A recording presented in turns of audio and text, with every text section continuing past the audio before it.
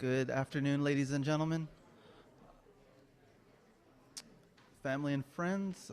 If at this time, if you'd like to please find a seat, we're about to begin the service. On behalf of the immediate family, thank you to extended family and friends for gathering with us this morning to honor Mr. Bailey's life. At this time, I'd like to ask you to please silence your cell phones so as to not disturb the service. And leading us through prayer is Grandpa Dick. If you would like to come to the podium, please. Thank you.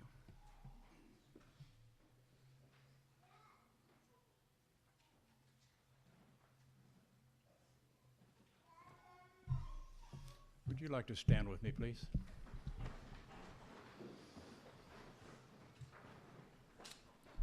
Lord, we come to you this day and in this time of mourning, but yet a time of rejoicing, and you see all of our hearts. You see the needs in our lives, and I just pray that you would be with the families today. Help us all to be so grateful for the time that we did have with Austin, and thank you for the man he was. And help us, oh God, today to sense your presence and live as you'd have us to. We ask all of this in your name. Amen. You may be seated. While I'm up here, there is the white basket here has some ornaments that were made from the coasters where he worked, and they're available if you'd like to take them. Thank you.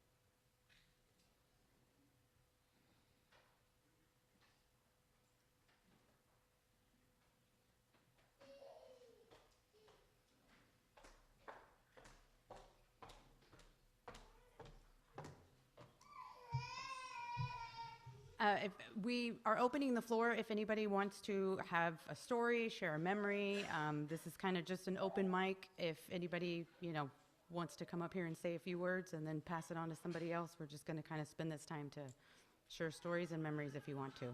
And I wanted to say on behalf of my sister and our entire family, thank you all for being here.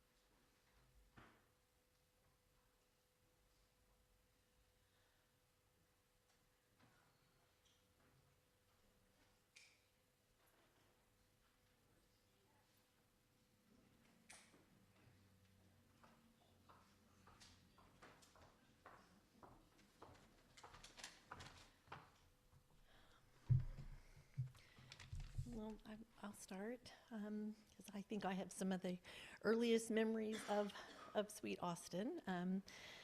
I was 16 when he was born, so he was the very first baby that I ever loved. I had 10 years later, I went on to have two sons of my own, but I loved Austin first because he was a baby, and he was the first baby we ever had around. So I'm Julie. I am Austin's Tia, as he would call me. I don't think he ever called me aunt.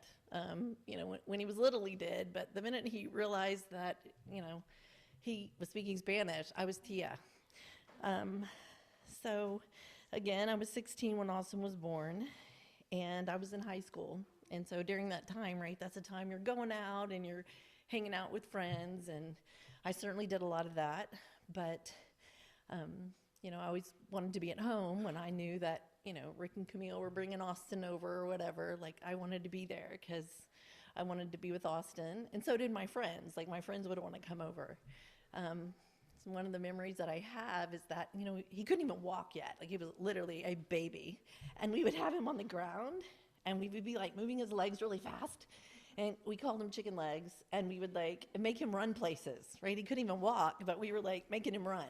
So he was, like, a little toy for us. Those are my memories of Austin, is him, like, taking his first steps and, just being in our home. And, just he was like a little doll, just someone to play with. Then, as he got older, we didn't stay as in close a touch, but we share birthdays very close together. So mine is the 10th of March, and his is the 14th birthday, somewhere around there, most years. And he would text me. Okay, I have this written down because that's how much I don't know Spanish. But it would be Feliz cumpleaños, tía. And I knew that I had to respond, like, in Spanish, right? And so I would, like, be Googling, and it would be gracias, sobrino. So I would be like, thank you, nephew. But every time he would send a text, I'd be like, oh, I got to respond in Spanish. I knew I didn't want to respond in English. So, I've been writing in a journal, like, ever since Austin died. I keep it by my bed, and I've just been writing to Austin. Like, I've just been, communicating to him. This is just something I'm doing to him, and I'm really asking him to just comfort everybody, that loved and cared about him, because grief is big. It's huge, and it's something everybody experiences differently, and it comes in big waves, and it hits you like a frisbee in the head. Right? It hits you like a frisbee in the head when you're doing something that you don't even expect. So I've really been asking him to just bring comfort and to, present himself when he can to people that loved him, and I especially, his siblings, right? He lost a sibling. Like, that's really hard. And, parents and, Rick and Camille, I can't imagine, the death of a child must be the greatest pain. I don't know, but I'm sure it's one of the greatest pains. So, I'll always remember Austin as funny, just funny and loving and kind. I don't think I was ever around Austin that he wasn't laughing. Like, he would just make you laugh. He would just say these silliest things at just all of the time. He would just say silly things. And so, that's what I will always see Austin laughing. I think the last time I saw Austin was at Camille and Perry's house. And, I don't remember if he was on roller skates. I should have asked you all. I don't remember if he was on roller skates or had he gotten roller skates. Like, he was like a grown man, and I think he had gotten roller skates. It was a few years ago, and I just remember standing in y'all's driveway, and he was roller skating up and down the street. I'm like, how old is he again? Is he 6? No, he's like 35. So those are the things, I just, that's the memories that I'm going to keep of Austin. I think he'll be missed, for all of our lives, right?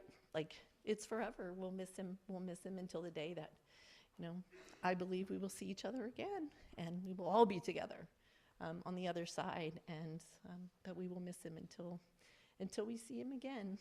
So that's all I wanted to share.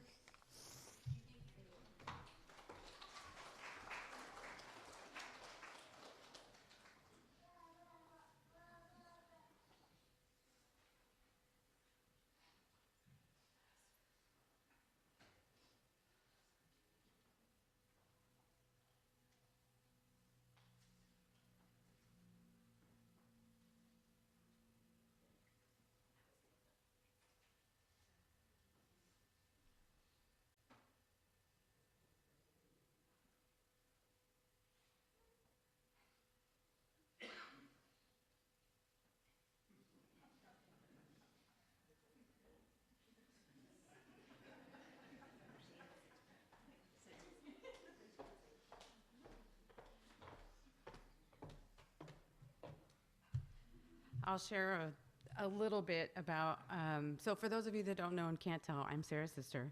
I'm sure most of you can tell, but One of my most fondest memories of Austin is, well, one, he didn't call her Sarah, he called her Sara, if anybody knows that. So when and again, if you were at the wedding, you know that whole process of how that finally all came about and how long it took Austin to propose. And so when I finally got the call one day and told me that he was ready to propose to Sarah, I'll never forget, I said, "Did you ask my dad?" Before he even called and asked me. And he said, "Yes, I've already talked to your dad." He said, "But I need help with something." And I said, "What's that?" And he said, "I don't know where that ring is."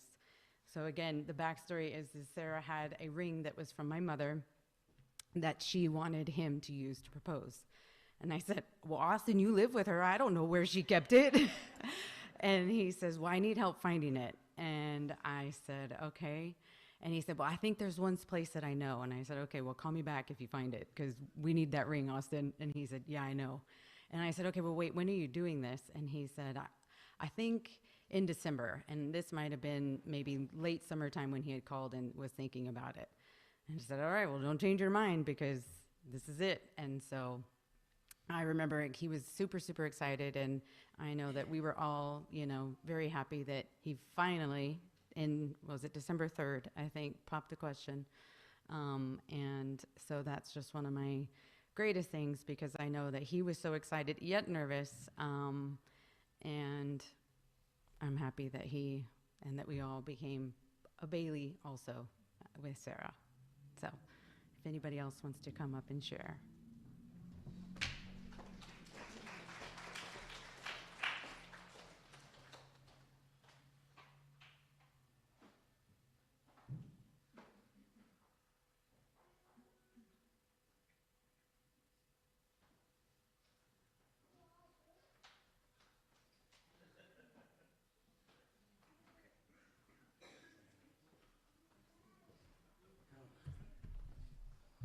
I'm shaking her. I'm Uncle Roger. Austin told me one time, the best lover is someone that could be so passionate till 4 a.m. and then turn into a pizza. I had to say that. Maybe it wasn't him. But Austin made me an uncle for the first time when I can't do it. When I was 19. Just breathe. Rick and I were scared to start being adults, It was a hard time. Rick moved to Ohio with Camille, and we all lived in a tiny basement apartment together with Austin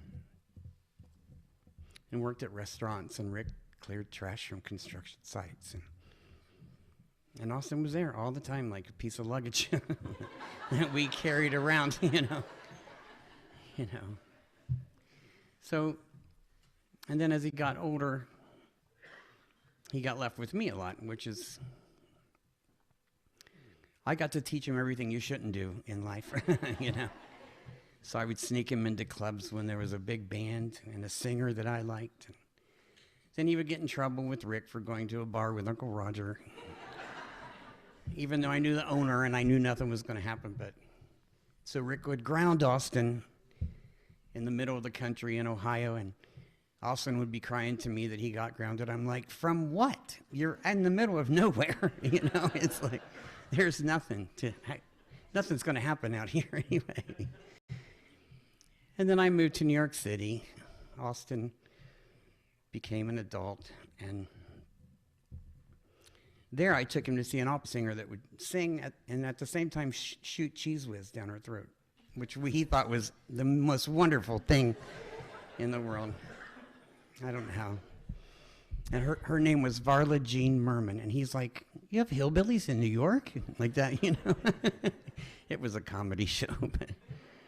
And then we would, instead of he wanted to do karaoke. I said, "No, in New York City, you sing live, you know the words, and you go to a piano player," where they had open mics and different things. And we would drink and sing. And if we didn't know any songs, we'd sing Christmas music or something. I remember standing in line for an hour in the rain to see Soul Live. Do any of his friends know that band? Soul Live. At the Brooklyn Bowl. And and I'm mad because I don't do anything without a tablecloth and a waiter. So, and it's raining and it's freezing, and I sat there for an hour for him, and I'll never forgive him for that. And then I threw him a birthday party at my house when he was 25, and I probably won't go into all the details that happened at that party, but I called all my friends, none of whom he'd met, and I said, you have to come to my nephew's birthday party and bring a gift, and everybody brought a gift. And Austin bought an extra suitcase to take all the fine wines that people had brought him. I'm like, you can't travel on an airplane with wine. And he's like, oh yeah, I'm taking it all. I'm like, well shit, I didn't get any of it, you know. So we did the craziest things. I took him to a Broadway shows just to show him singers and drummers, especially. We saw, I forget who, some jazz at the Blue Note in Manhattan. And just had the best time. Austin never judged anyone for anything. He was open and loving and accepting just by default. That's a good sign from his parents. I thank you so much for that.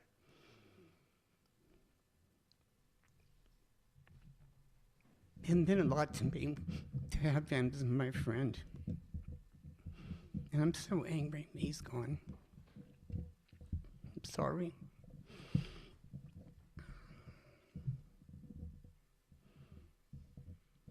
I'm sorry it's over for him.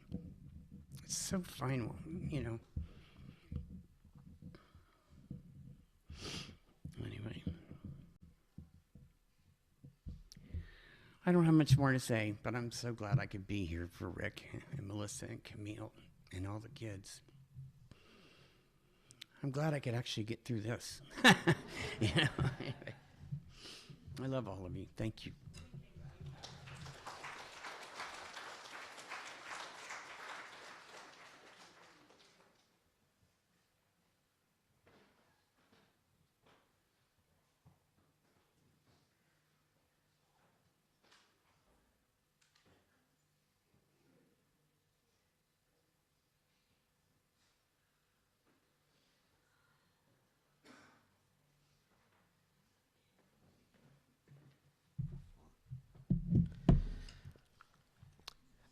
I wish I had an Uncle Roger.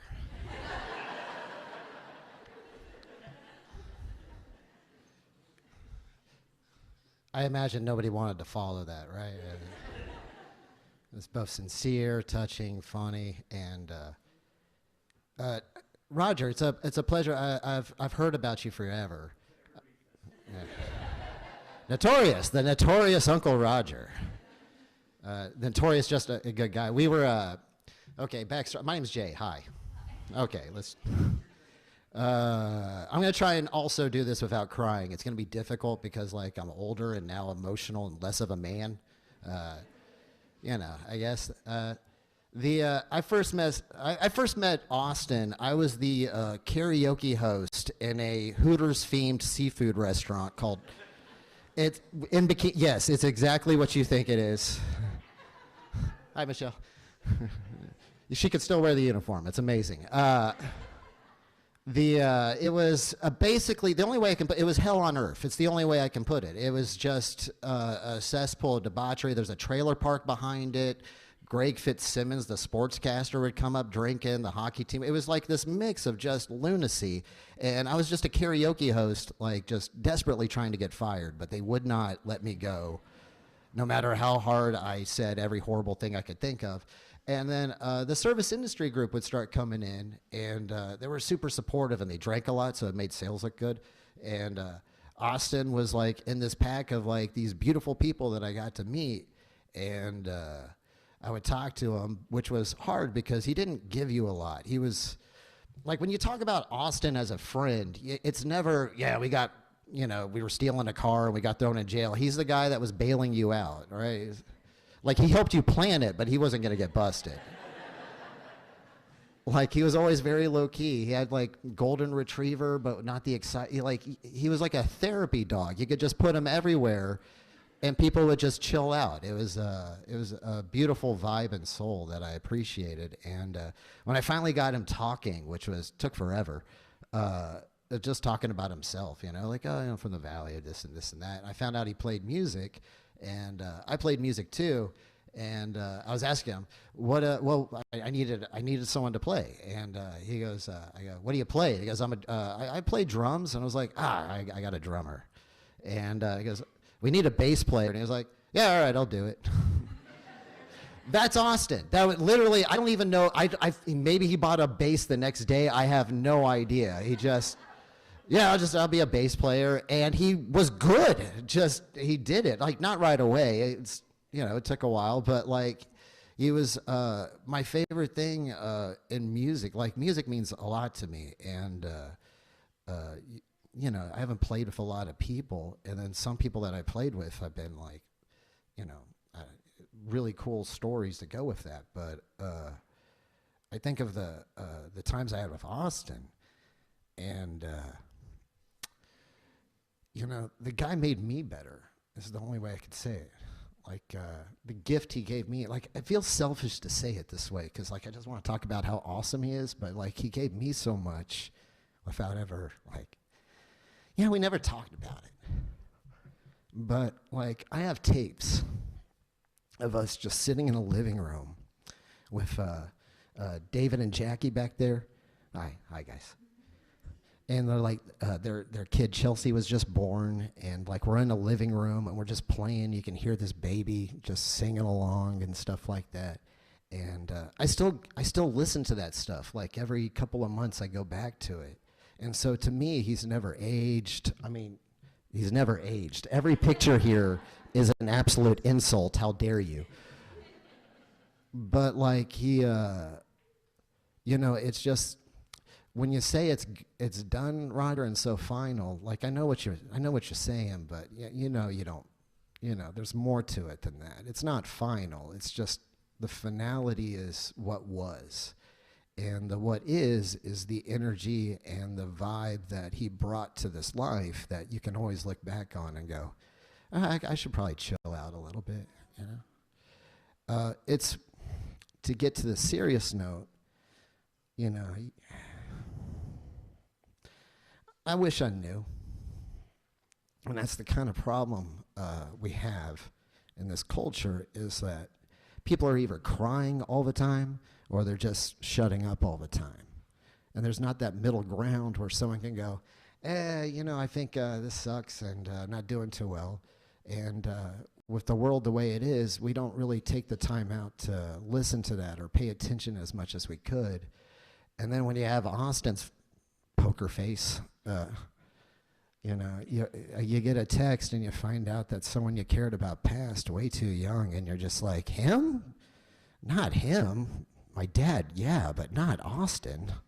My dad sucked. It's okay. I don't feel weird. Look, I said it at his funeral, so like, you guys they laughed too because they knew it. So, and Austin knew my dad, so he'd be like, yeah, you're doing right. I just, I don't know what to do about it. I don't know what to do with those feelings, but I am thankful to be here to see so many people who loved him and got him too, because that's the thing that always got me. It wasn't until he got with his wife that I was like, oh, someone gets Austin. That's great. Because he had girls all around him all the time. He was the guy that would watch your purse at the... And you trusted him. Like, it was the coolest thing. Like, that, as a dude, you don't see that a lot, where just a man shows up and then every woman in there is like, I just want to be around that guy, but also, like, I trust this guy. Here's all my shoes. Let's pile them up in a circle and get on the dance floor. And those are people that shouldn't be gone in this world. People that are upfront, honest, good-natured, meaning no harm for anybody, can just go out and find a good time and chill. And the fact that all those personal things that he kept down and he didn't express is probably the best lesson into vocalizing more and sharing with each other a little bit better. And I wish I did that, but I had a lot of stuff to do. We all rationalize things in our own way, so I don't want to leave here with like this sappy memory, but I don't have a lot of those because, again, Austin would never get caught for anything. It's really annoying. My favorite memory of him is, there's so many, but the one I like, besides every time he did Toto's Hold the Line for karaoke, would be, we were playing a gig at Red 7, which was this venue in Austin next to a much better venue. Like a big theater, right? Stubbs out there, and they have these outdoor shows, and we're really excited. We're like, oh, all right, this is our first Austin gig, and Austin's the name, you know. So we're excited to do it, but Snoop Dogg's playing, and through our entire set, we just hear Gin and Juice playing, and then we just started doing Snoop Dogg songs, and in our mind, we turned everything up, and we just blended it. It was this nice little mashup of just the worst white guy hip hop versions of Snoop Dogg possible, and Austin Bailey's the only guy that could pull off that kind of lame and corny and make it the coolest thing in the world. That's the best I can describe this guy. There is nothing I can say that could tarnish this guy's legacy. I just wish more of the world was Austin Bailey.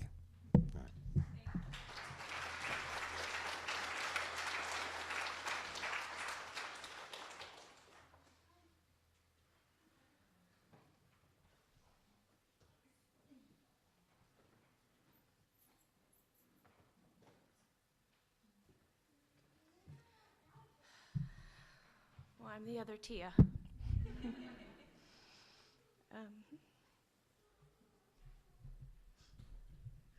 Austin would come to my house when he was little, and we'd take him to church.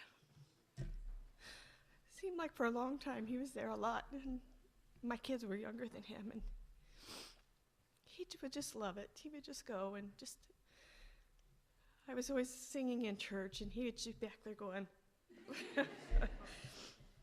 and he'd go to Sunday school, and I'd try to talk to him about the gospel and what'd you learn, and he would start twirling his hair, and I'd say, well, what'd you learn? And he would say, oh, this and that, and I'm like, okay, and then I try to explain, and he goes, oh yeah, I know, I'm like, okay, and we'd try, we just try to talk about stuff, but he was the cutest kid. He's full of joy, always happy, hard circumstances, but I tried to fill in different places, and he was always more level-headed than I was. And so he was always such a joy.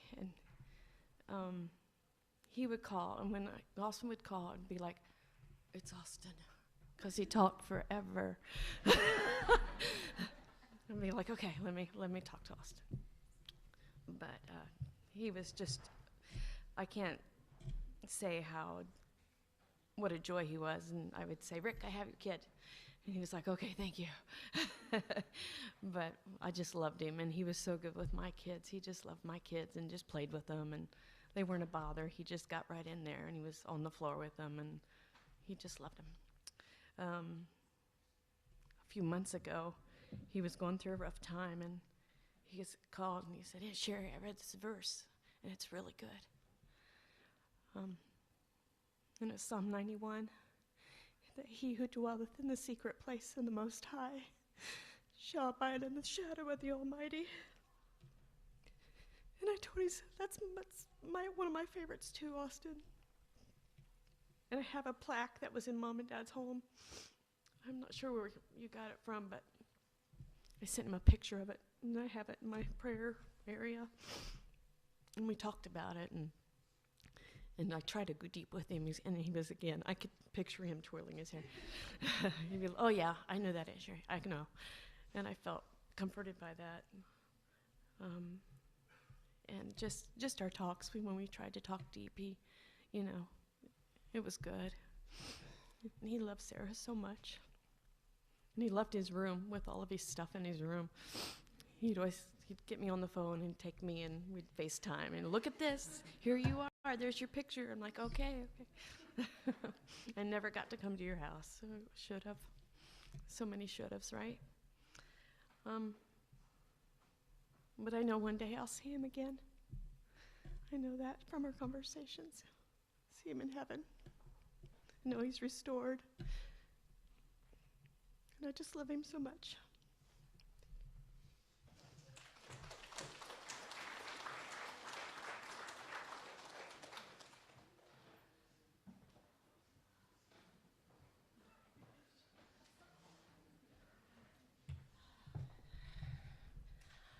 I'm the other Aunt Jill. Well, I'm the other aunt, the crazy one.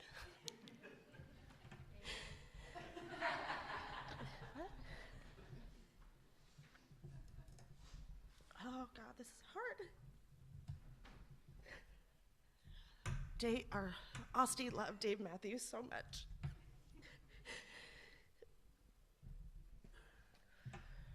It was a Friday morning, and my husband Dave, he asked me that morning, he said, "Hey, honey, Dave Matthews is in town, you wanna go?" I said, "Sure, I guess." And he went off to work, and I had my day, and it was about 4 o'clock, and Osti called me. He's like, Angel. I said, what's wrong?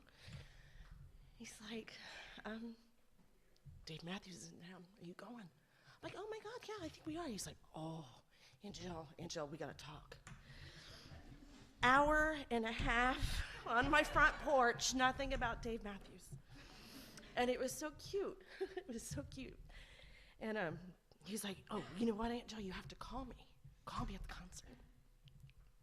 I said, I will. I did. And I called him, and I looked at him like, this is awesome. And he's like, yeah, show me. And he's like, yeah. He's so cute. And ever since then, every concert I ever went to, I always called him.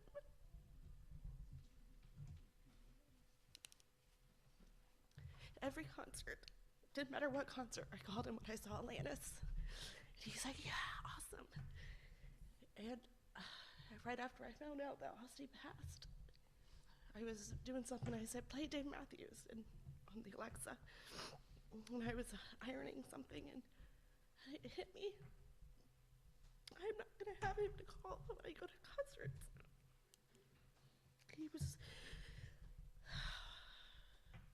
I loved him so much. Austin, I, and Sarah, we always talked, 3-4 times a week. FaceTime. And I try to call my other nephews in Trent too. I don't want to stop that. But he will be sorely missed. He made me an aunt too, the first time. And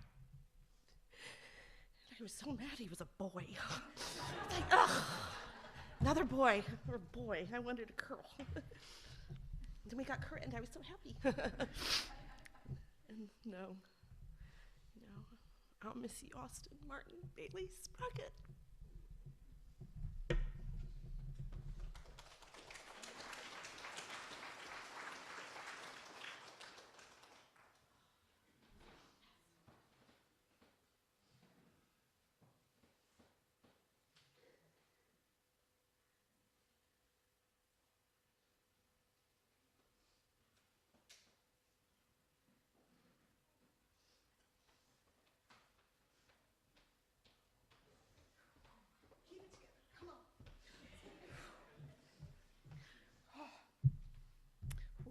I'm Coral.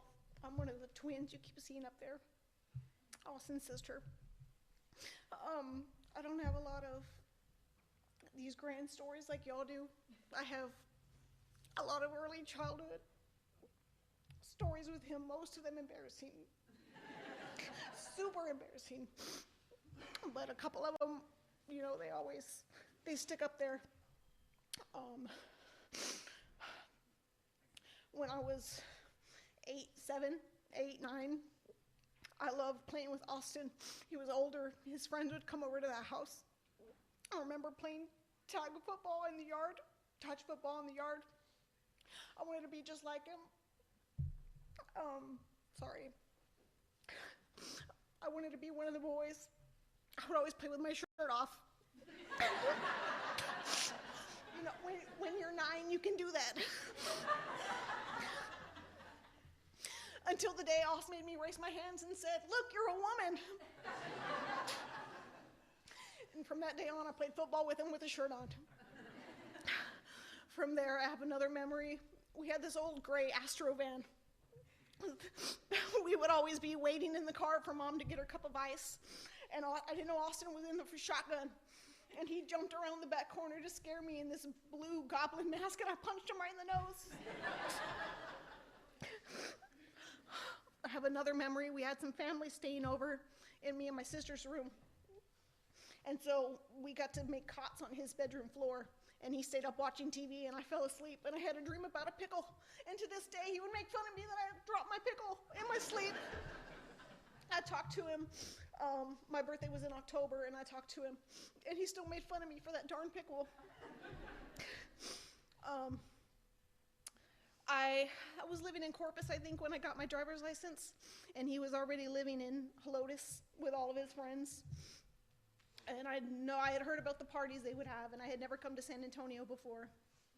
And I hit 1604 on the south side, and I drove all the way around. I think it took me 3 hours to make it to his house because I was too scared to go downtown at 16.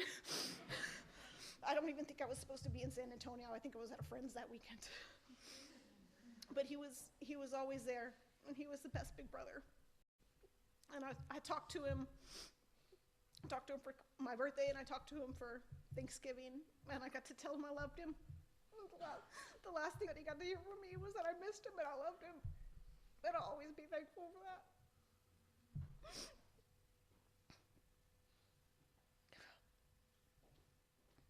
My sister. We had some good times. Your turn. I'm Lori, the other twin.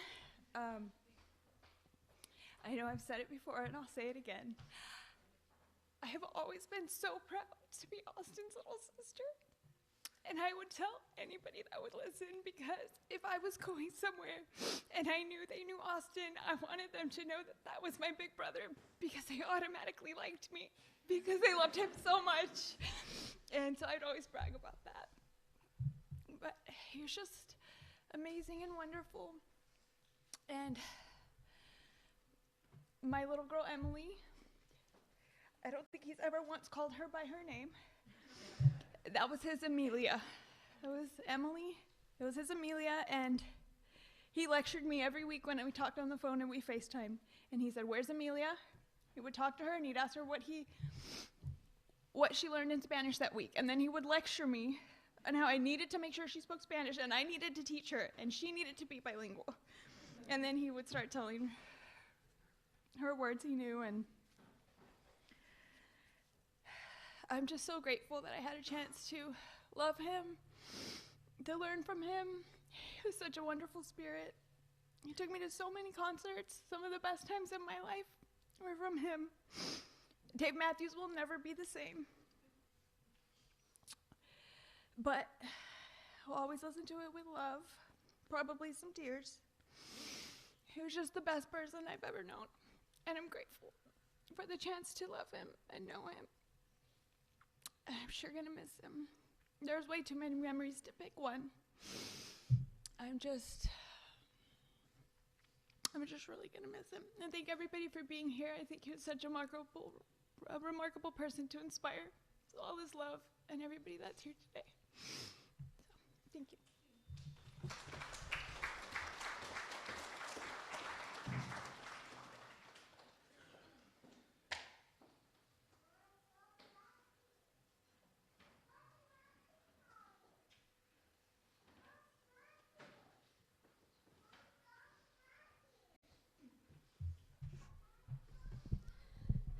Hi, I'm Corinne, another one of Austin's many sisters. Same mister, though. Kind of the same. I have most of my memories of Austin when I was a little kid. I just always remember him being so exciting. I was really proud to be his sister, too. He was just always so awesome, so fearless, so kind. And he taught me the best stuff. Vanilla Ice, Dave Matthews, Blink-182, Teenage Mutant Ninja Turtles, all the good things.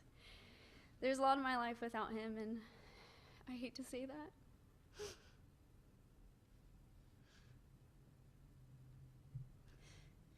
I wish I had more time with him.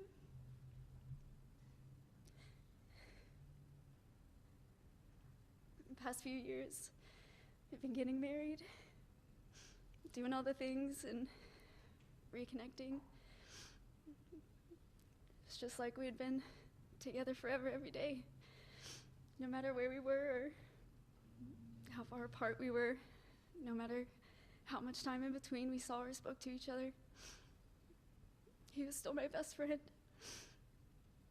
I loved him so much. We were so comfortable with each other no matter what. Always so kind, always there for us, always so happy to see us.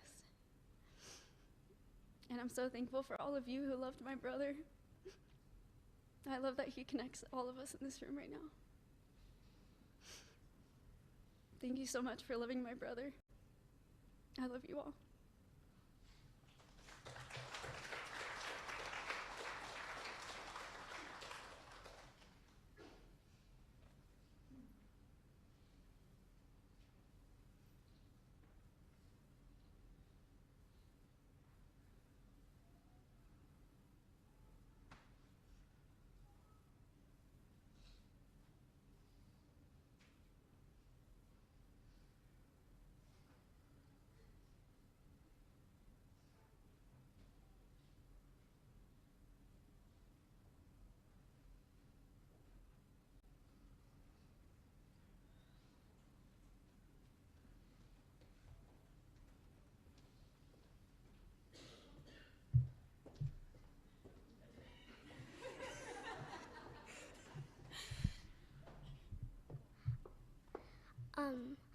I'm so happy that everybody that's in here loves Austin. I'm proud to be his. I'm proud that all of us love him. He was, and one time, when he was at our house, he kept throwing the ball over the fence, and it drives my mom crazy. She was like, ah! And he was a goofball. He was me. He was like me. He was a goofball. He was crazy. He was cuckoo nuts. But I'm proud that he was in this world. If he wasn't, I don't know what I'd do. If he wasn't, I don't know what we'd do. Like, he brings joy to this world. If he was never in this world, the world would be different, and all of us would be too. Thank you.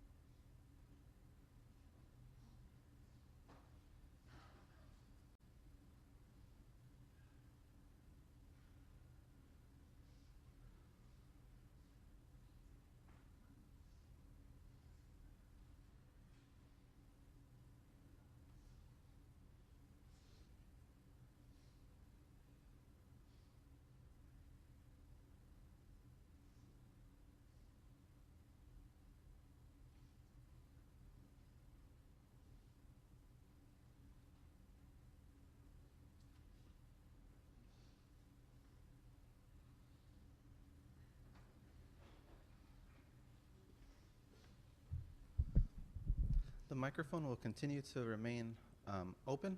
We're going to turn the projector off to set up a tribute video that was sent in from one of Mr. Bailey's best friends. So if you could just give us a moment. Thank you.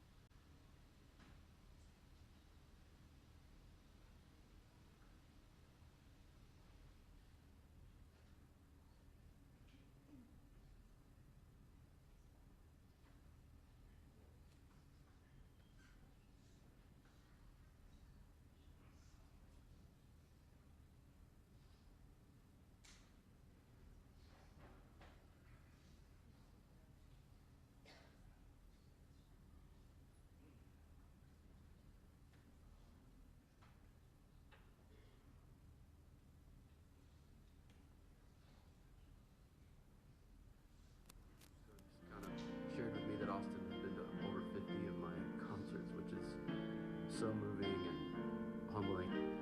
Hi Sarah, Sean McConnell here. Hey, listen, I'm so sorry to hear about Austin's passing. My friend Tim Mendoza reached out to me, and also a friend of yours, Scott, to let me know what happened, and also just kind of shared with me that Austin had been to over 50 of my concerts, which is so moving. Hi Sarah, Sean McConnell here. Hey, listen, I'm so sorry to hear about Austin's passing. My friend Tim Mendoza reached out to me, and also a friend of yours, Scott, to let me know what happened, and also just kind of shared with me that Austin had been to over 50 of my concerts, which is so moving and humbling and just beautiful. And I just wanted to share my condolences, send my love. I know today's the service, and I don't know what else to say, except I am sending my love and thinking about you guys, and I'm just so sorry. All the pictures and stories I've heard, it seems like such a beautiful soul, and I'm sorry for your loss. All my love and peace, and I hope you have a beautiful, beautiful celebration of Austin's life today. I know I'll be celebrating him when I think about him today, and sending you guys all the love. I'll hopefully see you down the road somewhere, and God bless. Hi Sarah, Sean McConnell here. Hey, listen, I'm so sorry.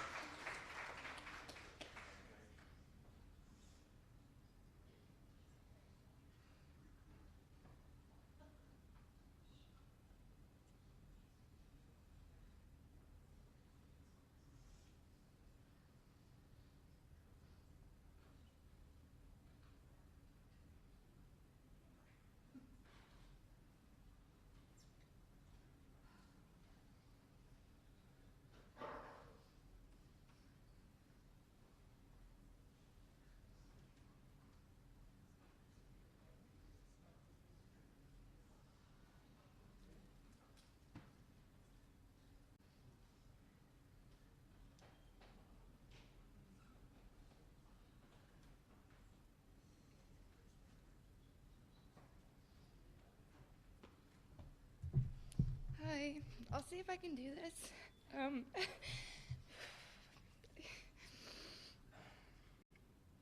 Bailey, not Bailey Bailey.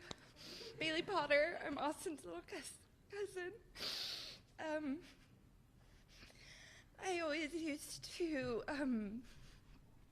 hate that I couldn't remember when he would come over on the weekends. He would just be like, Bailey, you don't remember? You were attached to me. You as soon as I came in, you wanted uppies, and I was like, oh. He's like, you're my baby doll. So, God, I wish I remembered. And I also just want to share a memory. We used to gather at Grandma Bonnie's for holidays, and if my cousins were there, I was so excited. Crane, Trent, Brendan, Austin especially, because I just knew I'm not going to be bored. We're going to go swimming, we're going to sled. If there's snow, we're going to have fun. I always used to be so envious of Austin living out there with Rick, because I heard, and Brendan too, of y'all on the dirt bikes and making your own trails and four-wheeling, and I was just like, man, my cousins are so cool. And then Austin, there's a story passed around that that house at Grandma's was on a big hill, a big winding, steep driveway. And Austin, being bored out there with Rick, one day he took his little Razor scooter, the one that have those tiny little wheels, and if you kick it off, it'll kill your ankle. But he took that and he said, you know what, I'm just gonna go down. And he said he got maybe, I don't know, 50 feet down. He said, this is a bad decision. And he broke on the back, and it had that little cap on the back wheel. And he said, and that thing just burned. And he looked at it, and the rim was just not even an inch. And just, yeah, he just laughed and laughed and was like, I can't believe I didn't wipe out, you know? And so Grandma has since sold that house, but the owners had let us visit. And last time he was up in Ohio, he was like, let's go. And so we went and saw the changes and just reminisced and memories, and Austin brought up that story. And, you know, we were walking along the yard and looking at the little pond, and Austin had disappeared. And he came back with that Razor scooter over his head after all those years. And he said, "Grandpa Eddie saves all of the junk. I can't believe this is here." And he just held it on his head, and just the joy and just the little things. And he was so good at that, and so good at making you feel loved in the center of his world when he was talking to you.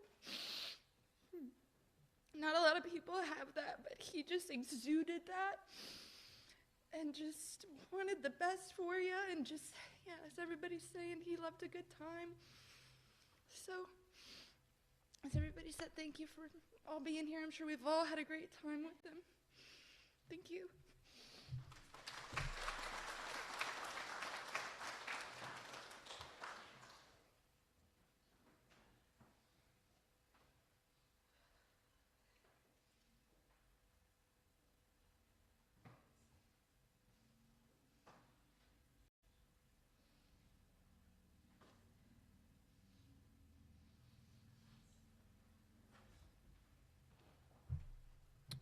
Hey everyone, my name's Steve Monroe.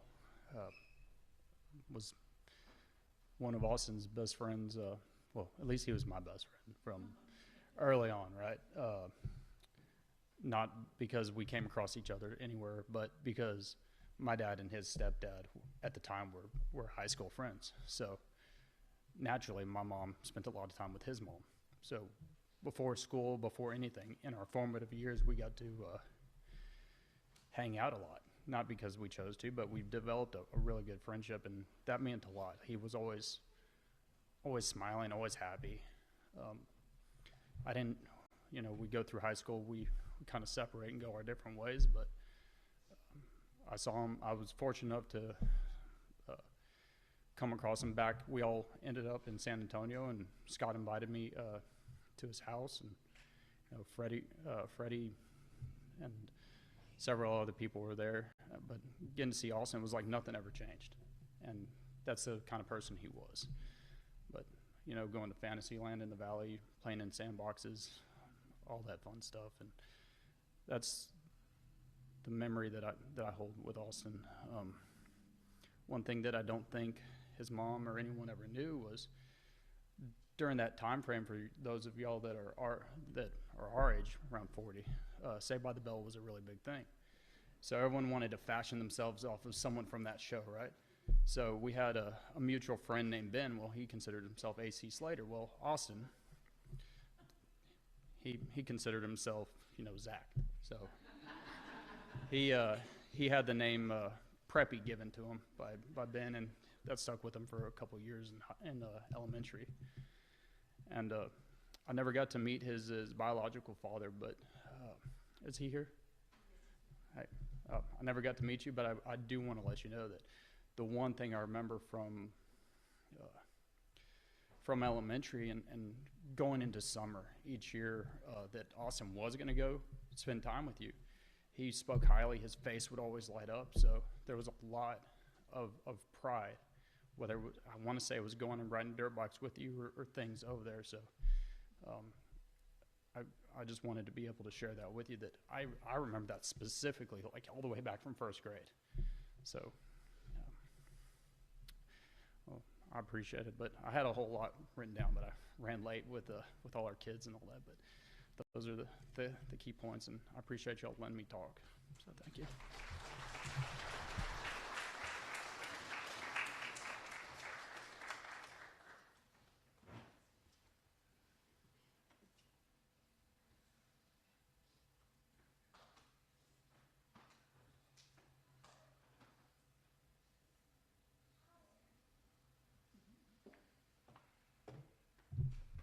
Hi, everybody.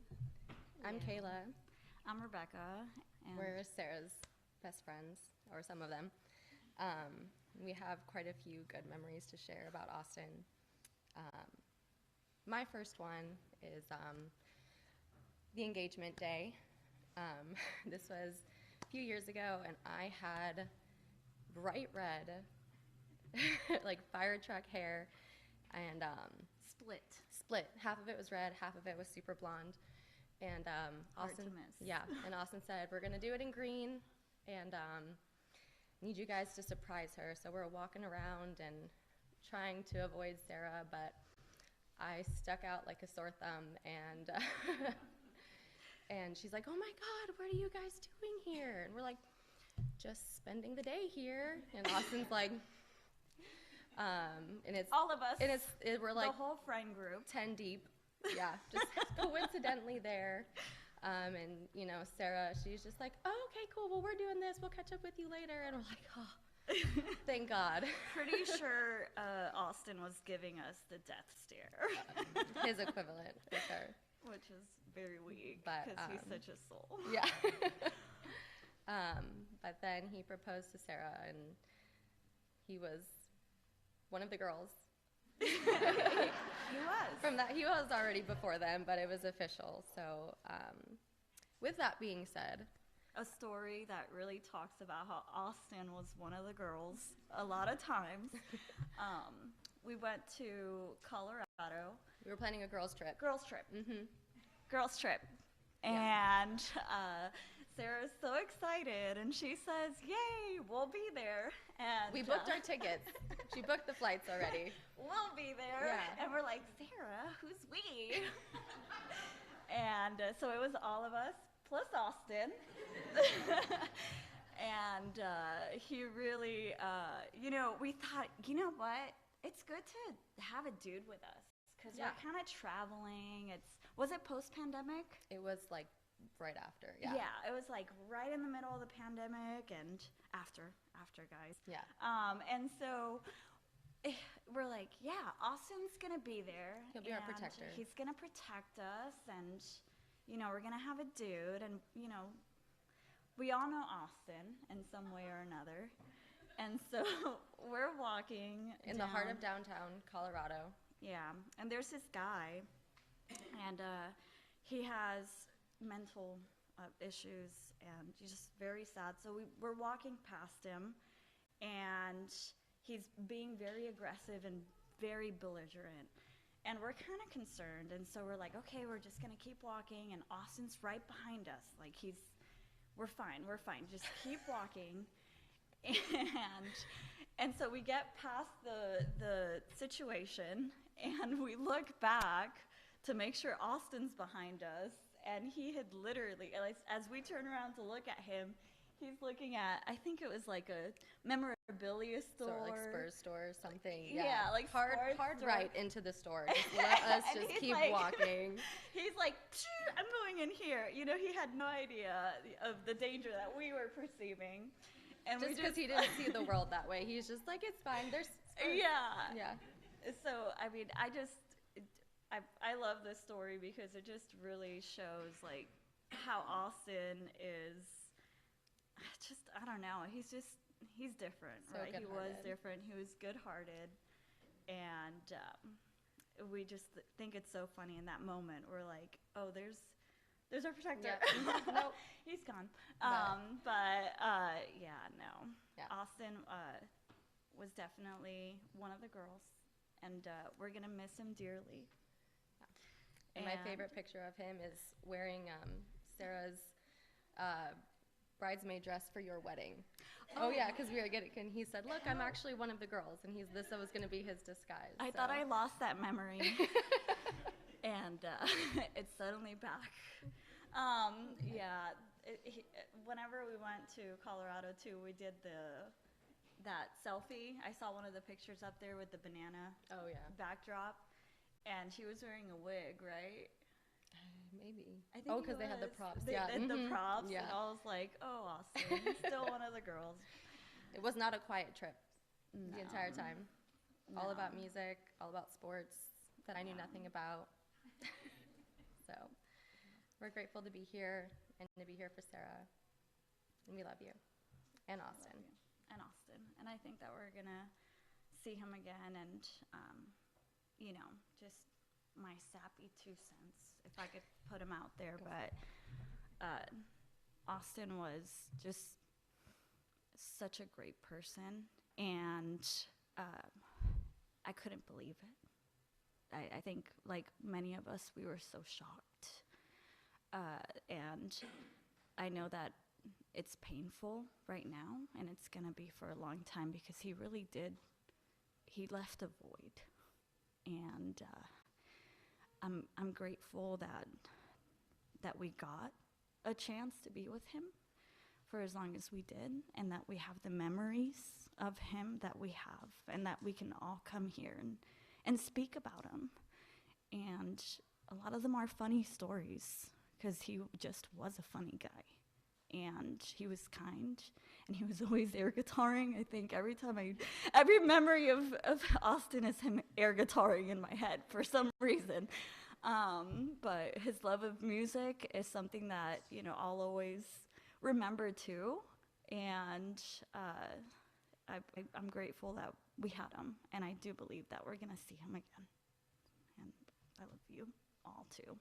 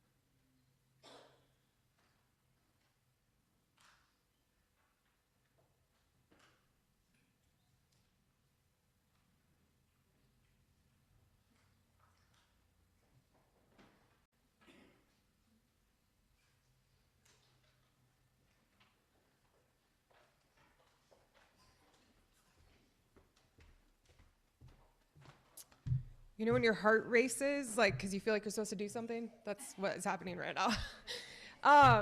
My name's Alyssa. I worked at Yard House with Austin and Sarah for years and years and years, and I probably just can't look that way. But what's been really awesome about this structure, I know it's very different for most of us probably, right? To get up and actually get to say words.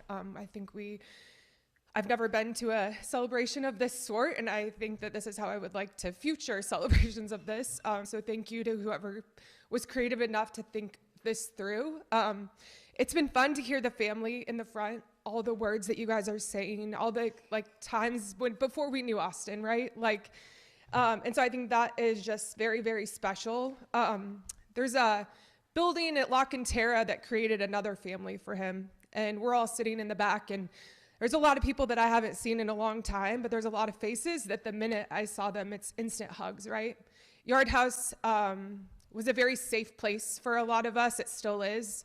Not only was it a moneymaker, right? We hustled, we enjoyed being in the weeds, and I can just see each of you and in the moments where we were. I think, Austin was a part of that, whether he was behind the bar or on the other side I never wanted to bartend because I said I chose my own destiny by being a server, whatever.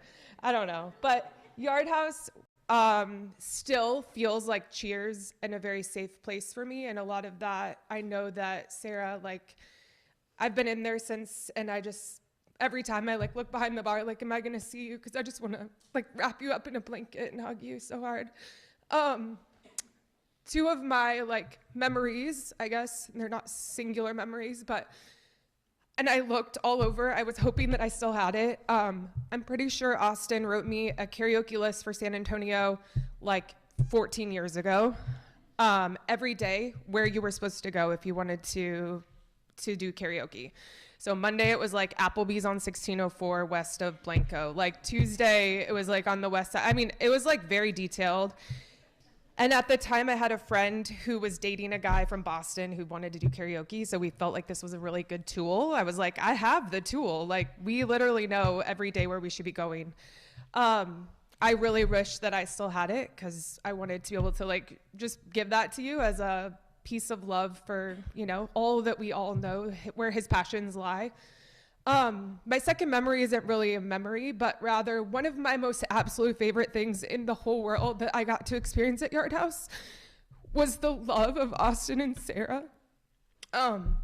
We got to see it from the very beginning, like as friends, right? What they have is not something that everyone gets to experience. And I think that I feel very lucky that I got to watch it from the start. Like the friendship, right? The laughter, the like behind the bar, serving, whatever it was over the course of all of those years, to then his like proposal, the wedding, like, you know, a couple of the last times I saw him, it's always about Sarah. It's always about, I have to go home to my wife, and like all these great like things that you want your partner to speak about you. And it has never been more evident, the love and the friendship and the just value of that they had for each other, and they always will. So I'm so grateful that like Yard House exists. It's still my very safe place. And Austin definitely is a huge piece of what that is and what it always will be. And I'm just very happy that we're all here, as everyone else is, but that I get to see a lot of my, you know, second family, I guess, from that experience.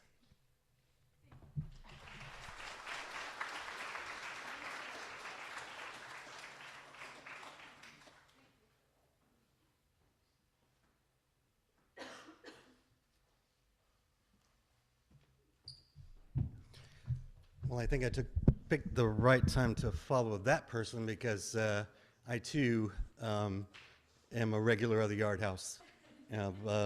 Some people might call that an alcoholic, but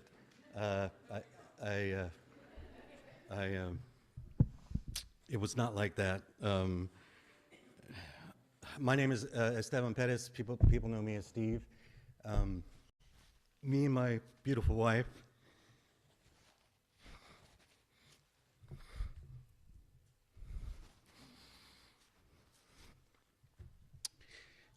I too am a sensitive man in the 80s. I apologize. I cry at everything.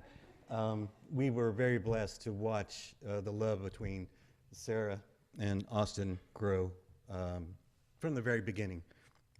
We lived a very short distance from work, but that's sometimes turned into 45 minutes to an hour, depending on what time we left. And so instead of sitting in traffic, we decided to stop at the Yard House, and that soon became a tradition for us. Every 2 hours, we got to spend with Sarah and Austin. And it was very clear, very evident from the very beginning that they loved each other. And Sarah would go walk off, and Austin would be there at the bar with us, and we'd be like, dude, what are you doing? And I think, like his sister said, it took him forever to propose. And my beautiful wife, she had this tone, this voice that she would use, and she would just, it would be the truth, and you knew it, and you couldn't say anything about it, you couldn't argue with it, it was real. So she literally told him, you gotta propose, you can't just, anyway, and I'm not saying that's why he did it, but we were in his ear about it, and trying to get him to do it. And so my wife got sick, and they were part of that as well, and they became, like the young lady mentioned before, our second family. They were like our kids, and for 2 hours every week we could go in there, and the troubles of the world and the things that we were dealing with.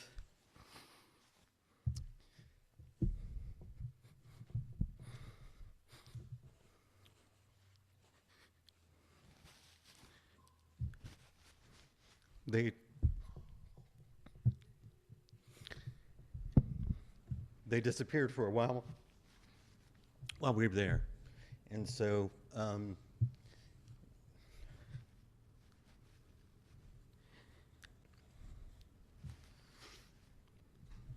after she passed,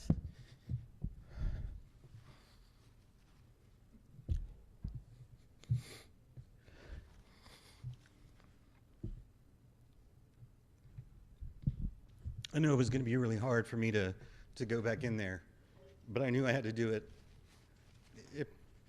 If nothing, just my sanity. And so I went in there about 6 or 7 months after she had passed, and Sarah was there. So was Austin. And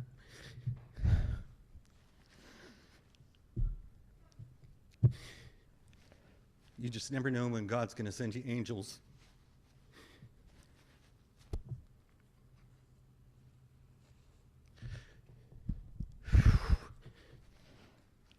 And they were both my angels that day. Austin had worked a double shift that day, and he was on his way home, and they could see I was struggling.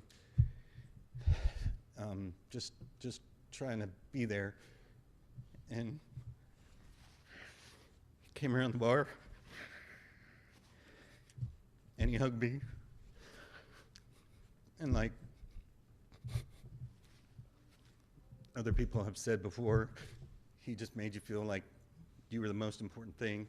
It didn't matter that he was tired. It didn't matter that he'd worked all day. He was going to stay there and make sure I was okay.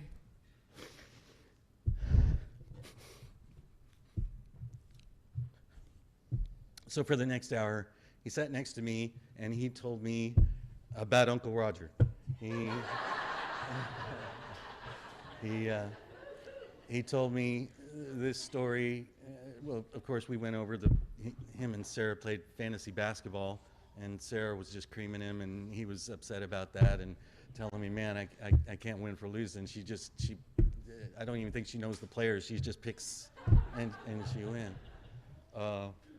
Then he told me a story about four-wheeling and how Sarah was sitting on the edge and he was going down this hill and she was like scared to death of nearly dying because it was just, I don't know how far down it was, and he thought it was the funniest thing because I guess he had done it his whole life, but he spent that hour giving of himself to me so I could sit in that seat and not lose it like I'm losing it now.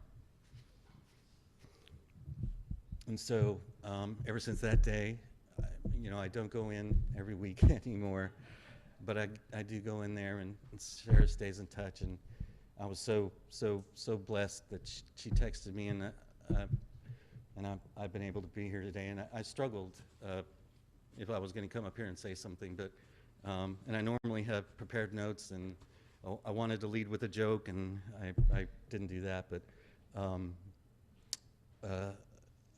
God sends you angels, and what I would say to you, and I think what Austin would say, is that it's the little things that matter the most, and that gesture he made to make sure that I could be in that space and be able to enjoy the Yard House, my second home. And I see a lot of faces. Kayla, I remember Kayla, and so many faces from the Yard House that are a second home to me. And anyway, to the family, my deepest condolences.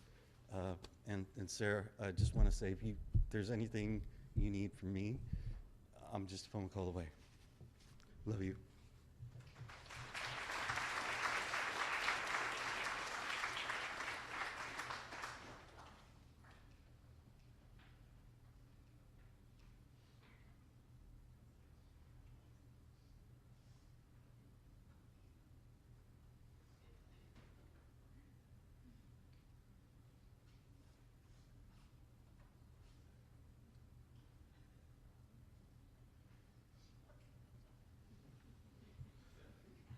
Ladies and gentlemen, at this time, we're going to conclude the service. There's still plenty of time to be here and to offer your condolences to the family. On behalf of the family, thank you once again for attending the service to honor Mr. Bailey. It means a great deal, so thank you all. And to the family, thank you for allowing us to service your family. The family would like to invite everyone to a reception following here. It's going to be at Northwest Crossing Clubhouse. The address is 10280 Dover Ridge. And once again, that's the Northwest Crossing Clubhouse. If you need the address, I'll be in the hallway, which everyone's invited to. It's going to commence between 2:30 and 3, so if you're able to attend, enjoy a meal with the family, you're more than welcome to. So at this time, if you'd like to come down to pass by the family, you're more than welcome to do so. Thank you all, and God bless you. Thank you.